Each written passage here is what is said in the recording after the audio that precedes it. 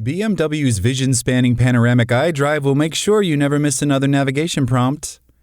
At a surprisingly star-studded event Tuesday morning, BMW showed off the final form of its long-awaited and long-teased panoramic iDrive system. It's a combination of an oddly angular touchscreen, a windshield-spanning heads-up display, and an LLM-powered AI assistant. The big news? It's coming to every future BMW. Comedians Tim Meadows and Ken Jeong welcomed the assembled crowd into a studio designed to look like an oversized interior of the company's upcoming Neue Klasse. They did their best to goad BMW's Bavarian executives into a series of jokes and bits that mostly fell as flat as the central touchscreen that now dominates the iDrive experience. Thankfully, it's not comedy that brought us to Las Vegas this week, and the good news for BMW is that the interface looks good. The software behind the scenes is called BMW Operating System X, and it powers a new iDrive that combines screens and voice commands to create a familiar but far more comprehensive interface than anything we've seen in a BMW before.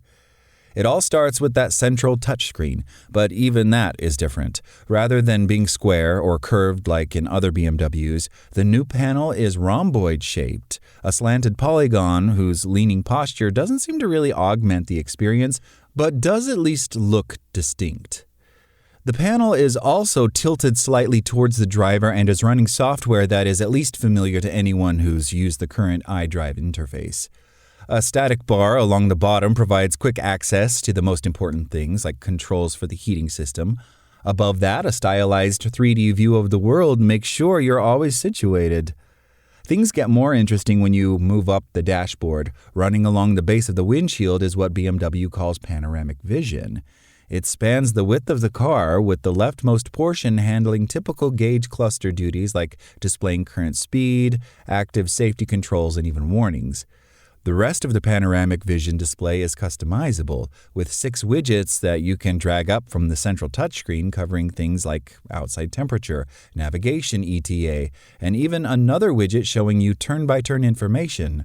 It's much that we've seen in demos from BMW before, but now nearly ready for prime time with the car shipping at the end of this year.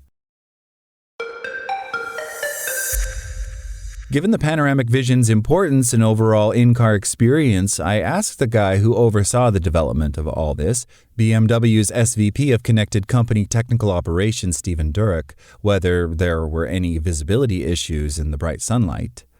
This technology is a little bit different than a traditional heads-up display. We're using black print on the bottom. In bright sunlight, it's even performing a little bit better, he says. You'll not have any issues at all. If that's not enough displays for you, there's another HUD situated on the left up above the panoramic vision, which gives 3D navigation information for the driver. Yes, between the touchscreen, the panoramic vision display, and the HUD, you can get 3 separate feeds of turn-by-turn directions. In other words, if you miss a turn in this thing, you have nobody to blame but yourself. BMW also quickly demonstrated a new in-car LLM that, for now at least, is only for navigation.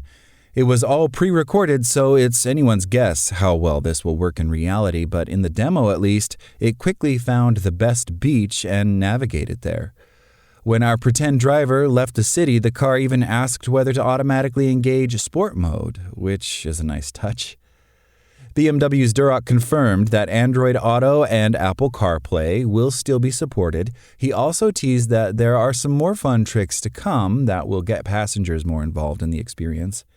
BMW ended the presentation by confirming that panoramic iDrive will not only be coming to the new Neue Klasse when it finally hits the market at the end of this year, but will be the standard interface for all new BMWs that launch after that. That means the days of the rotary iDrive controller are now officially numbered. I asked Durek if he had any parting words for this once revolutionary vehicular interface. We take a look at all our data and usage. You can really see that the usage of our rotary controller is declining dramatically, he said. People don't even touch it. It's a harsh send-off, but these days, you just can't cry over progress.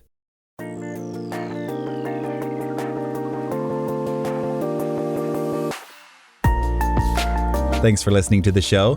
Make sure to rate, review, and subscribe on Apple Podcasts. Today's show featured journalism by Engadget contributor Ian Tim Stevens and was produced by Spoken Layer. I'm Zeke Robison, and we'll talk to you tomorrow.